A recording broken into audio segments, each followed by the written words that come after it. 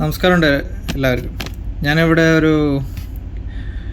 ഐഫേള് വന്നിട്ടുള്ള ഒരു ചരക്കപ്പലിലെ ക്യാപ്റ്റനാണ്.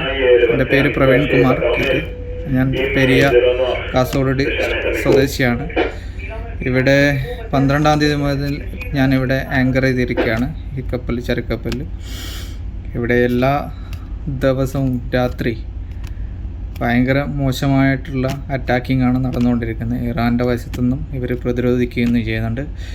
അതിൽ ഒരു 80% ഇവർ പ്രതിരോധിച്ച് വീഴ്ത്തുന്നുണ്ട്.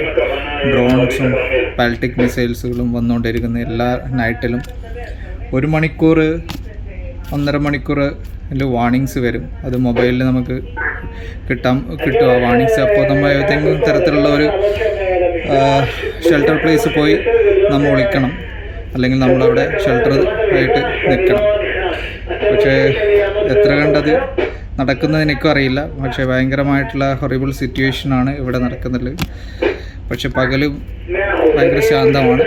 രാത്രി ഇതിൽ ഓരോ 2-3 മണിക്കൂർ ഇവർ ഇറാനിൽ നിന്നും മിസൈലായും ഡ്രോണായിട്ടും വരുന്നുണ്ട്. ഇവർ പ്രതിരോധിക്കുന്നുണ്ട്.